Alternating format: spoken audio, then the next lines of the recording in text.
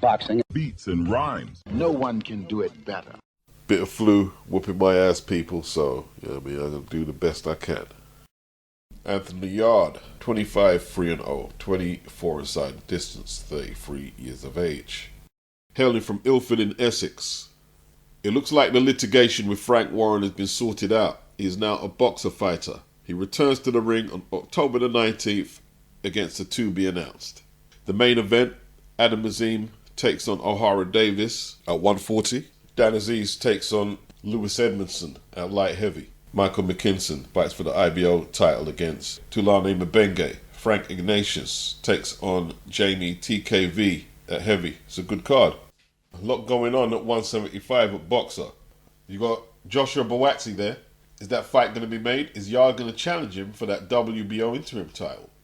Will Ben Whittaker be getting the attention he feels he deserves with the arrival of Anthony Yarde, who has a huge presence? Could he be heading over to Matchroom very soon? Now, hopefully it's all above board, because I do believe there's still a situation of a lawsuit between Matchroom, Joshua Buatsi, and Boxer, whether Buatsi was poached while still in contract with Matchroom. We'll see how that plays out. Frank Warren will be furious, more at Ben Shalom than Anthony Yarde. Eddie agreed not to sign Anthony because of the pally situation they've got at Riyadh season. But Ben, hey, did what he had to do. But I was privy to a conference call on social media, and in my opinion, the Anthony Yarde Joshua Buatsi fight will still be just as hard to make, with both of them being on Boxer, as it was when Anthony Yarde was on Queensbury. Yarde, no stranger to the Copper Box Arena. He said it's a special venue for him. It's near where he grew up, and he's had some great nights there. He's been training very hard, hopes to deliver a knockout performance. Ben Shalom is excited to introduce the electrifying talent of Anthony Yarde to their high voltage night on Saturday, October the 19th. It's a huge addition, he says, to his already stacked fight card. Well, hopefully after the to be announced on October the 19th, which I'm assuming will be a give me, we'll see Yarde in some proper fights. You know what I mean? That must be the plan.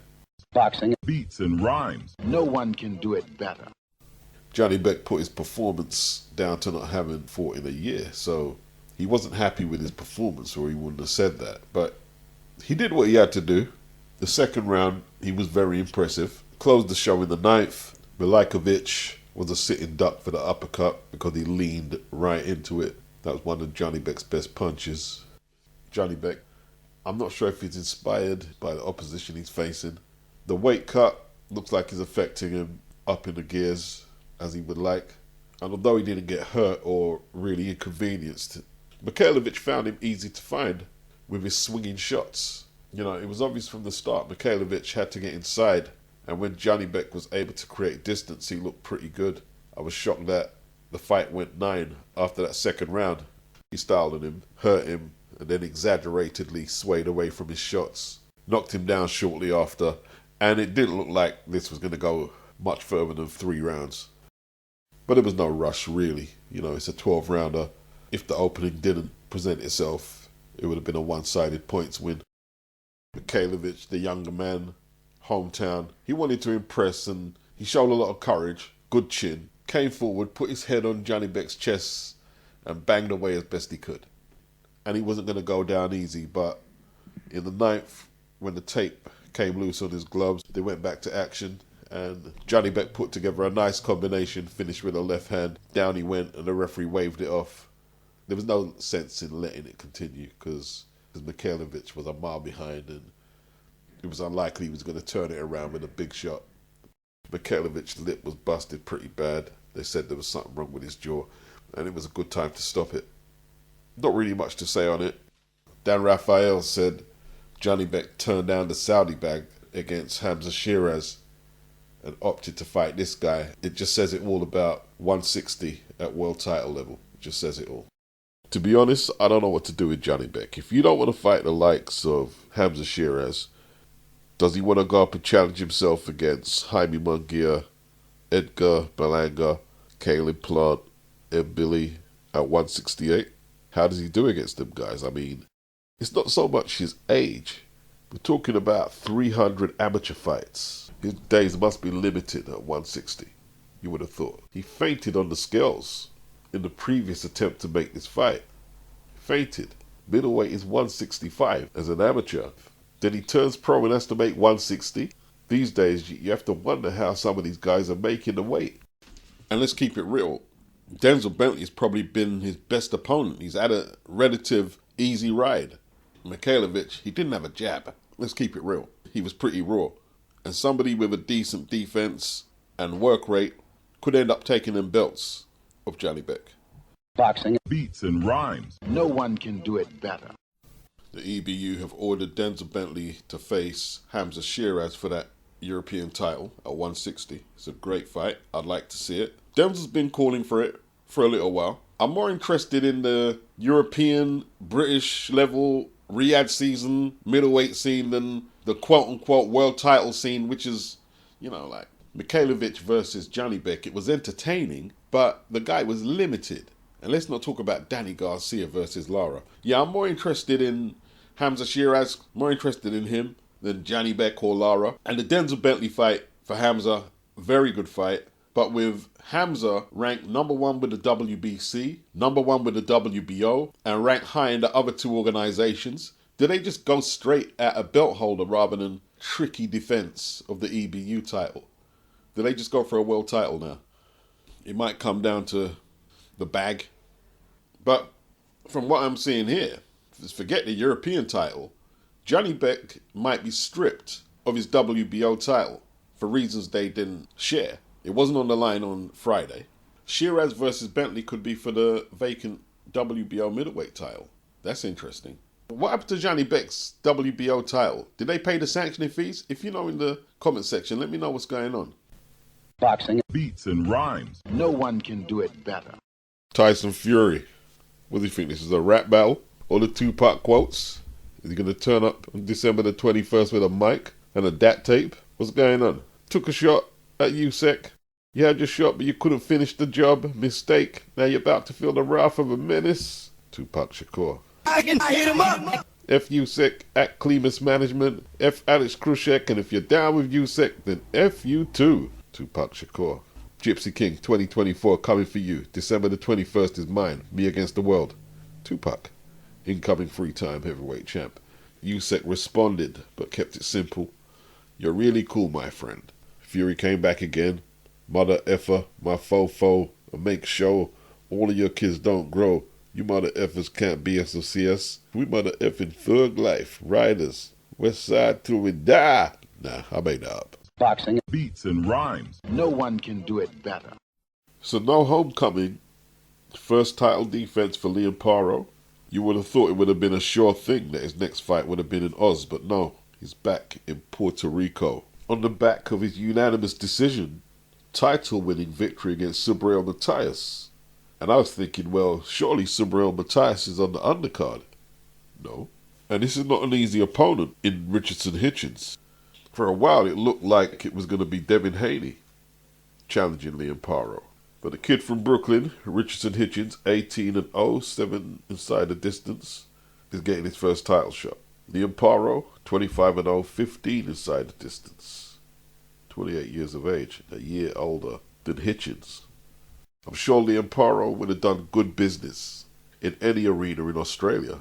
Puerto Rico. I think the Puerto Ricans really got into that last card where Liam Paro took the belt from Subriel Matias. Regardless if Matias lost or not, there's obviously a market opening up there in Puerto Rico. They've got a lot of Puerto Rican fighters on the undercard. Henry LeBron, Yanquiel Rivera, Figueroa, Stephanie Aquino, etc. So they'll all be well supported. And I'm sure Liam Paro is going to bring a few people over there too from Australia. Liam Paro, the champion. After all the so-called big guys at 140 lost their tongues, I decided to bring my mandatory defense against Hitchins and clear the path for 2025. I can't wait to fight and show again why I'm the top guy at light welter. I'm coming to shine again in beautiful Puerto Rico. Hitchins, he said, for as long as I can remember, I've been telling anyone who would listen that I'm the best 140-pounder on the planet. On December the 7th, I finally get the chance to solidify that. Hats off to Liam Paro, he beat the so-called boogeyman of the division. But I ain't Subriel Matias. He's never been in with a fighter like me before. He didn't want the fight, and it's for good reason. He's saying Paro didn't want the fight. Well, he's taking it. Hitchins said, "This is my division. I am the man at 140, and once I get the belt, I'm bringing it back to New York, and everything runs through me and the new." Whew. I like Hitchins, man. Telescopic jab, but his last performance is going to need to improve a lot. Paro is my pick. Paro is my pick. Home territory. Confidence of that last performance against Matthias. Hitchins not really a big puncher. It's going to be a tough fight, though. I ran a Google poll on who they thought would win, and 200 people participated, and it's pretty wide for Liam Paro. I don't think that's going to change.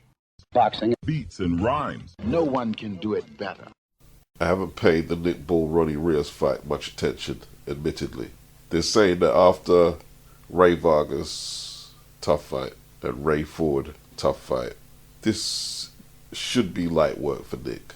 He'll be looking for a big performance in his homecoming fight. Rios has been stopped as recently as 2022 against Manajon Akhmadaliev, but he's a tough guy. He's been stopped a couple of times. He's 34. Is he just here for the payday? I don't know much about Ronnie Rios. The few bits that I saw today, he looks aggressive, and that will suit Nick down to the ground, because everybody who Nick fights outreaches him, Nick only being 5'2". I'm rooting for a Nick Ball victory, because his voluntary after that will be Stephen Fulton. That's an interesting fight. Boxing. Beats and rhymes. No one can do it better. So Boots Ennis and Karen CHUKHADZHIAN are going to run back their 2023 fight that Boots won by a UD. Eyebrows were raised when CHUKHADZHIAN's promoter P2M Box Promotions won the purse bid with a bid of $2 million, some 250 grand more than what Matchroom bid. But it was always unlikely the fight was going to take place in Germany. Madrid, Germany, some of the locations that CHUKHADZHIAN has been fighting in, obviously, with the conflict in Ukraine. So Matchroom have obviously spoke to P2M about what they're going to do. The fight is still on DAZN, Wells Fargo, Philly. On the undercard, Bam Rodriguez will be defending his WBC Super Flyweight title against Pedro Guevara. And Ray Ford makes his return to the ring after losing his WBA Featherweight title to Nick Ball on June the 1st. Bit of a red herring for Boots and Matchroom. The first fight was a stinker on the PBC. But this is for the title. I know CHUKHADZHIAN had a short camp last time out, but he's had a full camp, so I would expect a more ambitious effort to try and take the title from Boots. People talk about running, and they use horrible examples. That was running, and he got nowhere near winning. And with Boots being tight at 147, supposedly, trying to track down a fleeting, moving target like CHUKHADZHIAN, who isn't trying to win, is not ideal, and it could be another stinker, especially if CHUKHADZHIAN feels Boots' power early. I'm picking Boots on points, but it might be a horrible exercise in trying to raise his profile. If he gets a stoppage, all well and good. Boxing. Beats and rhymes. No one can do it better. I like it. So what happened with my mate Gareth? Oh, nah, because I'll be real, someone that's always so forthcoming and complimentary and wants to speak for half an hour in hotel lobbies and touch you at every single opportunity. When my fight gets made with someone that's had 7 fights, don't be so quick to dismiss me. Oh, TalkSport, Galal's just been on. The moment he put the phone down, oh, he's going to beat Sonny. Oh, he's too powerful for him and he's too good. First of all, Gareth knows absolute zero about boxing apart from things he can remember. Have an opinion, all you want. But the more dismissive you are of me and my ability, then the more offence that can be found in it. You understand? No, I'll take that on board because I was having this conversation the other day. I'm one of these that's quite biased. Unfortunately, I've got an opinion, but it's good to hear from yourself as a fighter to let us know, actually, we've got feelings, you know. Of course. It's okay to have an opinion. No, I'll take that on board myself as media, because the thing is, sometimes I think I'll make a decision, I'll pick a fighter, but I don't think about the consequences or how the other fighter feels just with my opinion. I got told the other day, somebody very experienced in the media said, Abs, you're great, but just keep it neutral because fighters are sensitive. The media these days spend a lot of time with the fighters as opposed to pre-social media. So it's just natural there's bonds that develop between the fighter and certain outlets. Now, some of you are going to say to October Red, for example, well, why would you stay neutral if you've got an opinion? Why don't you say what you've got to say? Well, October is doing a lot of direct media to the fighter, whereas Carl Froch, he doesn't do that much interviews with fighters currently active. So he's very opinionated. The likes of Simon Jordan, he does do quite a few interviews with active fighters. And he's very opinionated, especially when it's a negative opinion. And it might not just be to a boxer, it might be to a promoter. And he seems to almost relish in the fact that he's going to offend the fighter, he's going to offend the promoter, regardless if he gets another interview from this entity or not. There's some people who are there for the shock jock tactics. That's what they listen for. They seem to think it's fair game that you say whatever you like to the person granting you time for the interview, and they should man up and just don't take offense to it, when they personally wouldn't be able to do that. Carl Froch and Simon Jordan are not trying to have a discourse in their comment section where you're finding out things that you may not have known about the fighter or the event or his opponent. They want the trending headline where the boxer might actually place second to Simon or Carl. The headline might be, Carl Froch said this about Anthony Joshua.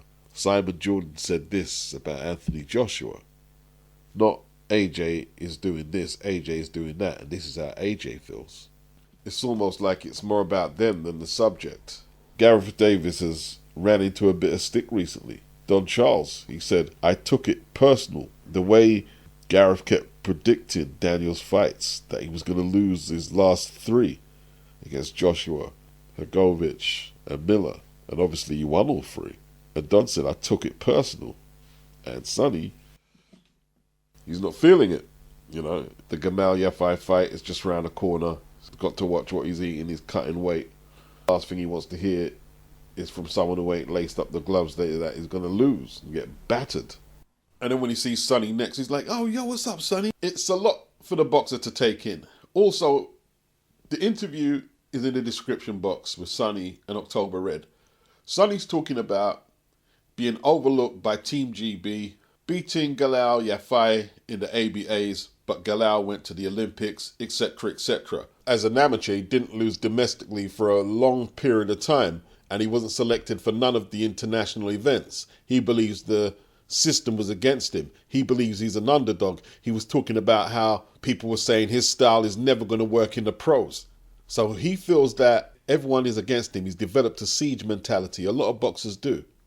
These boxers go in the ring with a lot of hang-ups, trust issues. The media have to be aware, especially when that boxer is in fight mode, approaching a big fight, that he's internalizing everything that's said to him. What the press or media guy might think is justified or constructive criticism, the boxer might take as scathing criticism, hatred. And there's some people listening thinking, well, why is everyone so sensitive? And that's your opinion, which you're entitled to. But how seriously is anyone going to take your opinion if you don't actually take the punches in the ring? You don't know what it's like to mentally prepare for a fight. You don't know. It's easy to talk a good one from outside the ring. Facts are, you've had loads of good boxers, loads, from way back till now, who are sensitive to how they're perceived by the public and how the media portray them. Not just boxers, but all types of athletes. Some of the best sportsmen out there are not robots. They express themselves, their art, their performance, if they choose, with passion. Some are more deadpan, poker-faced, but all this you just have to take whatever and not react to it to be manly. It's ridiculous. Like with the Devin Haney lawsuit. Devin Haney, it's not manly to go into a lawsuit with another boxer for battery. No, but no one ever said, yo, it's not manly to take PEDs to try and win a fight in what is supposed to be, from a sporting perspective, the ultimate test of manliness, going in a boxing ring. But anyway, I remember years back that IFL TV and Frank Warren had their beef, and Frank wasn't messing with them for a little while. Eubank Jr. and Senior IFL TV Radio Raheem, seconds out, and Floyd Mayweather. Just recently, man, Adi Oladipo was speaking to Team Zarameta, saying, "You've seen Chris get knocked out recently by Liam Smith. Chris jumped in. I didn't get knocked out. I was on my feet. Get your facts right." And Ade felt compelled to correct himself, and it can go off. Even if you're not deliberately trying to trigger a boxer, promoter, etc. It can go off. And as much as the boxers need a thick skin to deal with media, the media need a thick skin to deal with all the different personalities as well. Is there a middle ground where everyone can be happy? I doubt it very much. Press and media, not just in boxing, is often a tricky course to navigate. I've heard old school people in boxing say, "I just wouldn't have the boxers doing media." And they mean social media. They'd keep it old school. Obviously, you've got to do media with the network that you're fighting on, a little media with your promoter, and a couple of mainstream outlets, and that's it. What did Eddie Hearn say at Wembley? There was at least 500 media outlets at Wembley, and some who were still trying to get accredited. These are different times. After this, I'm going to go watch Fabio Wardley and Fraser Clark. Their face-off on Sky Sports. Johnny Nelson's hosting it. It's different times. The media has to be done. The boxers will gravitate to who they feel comfortable talking with. That's what they'll do. I can dislike Carl Froch and Simon Jordan, and I do. But I'm not with the cancel culture thing. If there's people who are entertained by it, then it stands on its own merit. When the shock jock tactics don't work, I don't have to worry about anything. TalkSport will toss Simon out, and Carl's YouTube numbers will go down, and he'll have to look elsewhere for revenue streams. It is what it is. I would probably address October Red by saying this. I think neutral is the way to go. Not for everybody, but if I was going out there regularly, I'd probably do neutral, not make no predictions as well. At the same time, when a boxer tells you his side of the story to what a rival boxer may say or promoter may say, sometimes neutrality won't cut it for them. Either you accept his side of the story or her story 100%, or they'll be like, "Well, why don't you believe what I'm saying? Why do you need to hear what they've got to say?" Sometimes not even neutrality is enough. It's a tough field to be in. Boxing, Beats and rhymes. no one can do it better.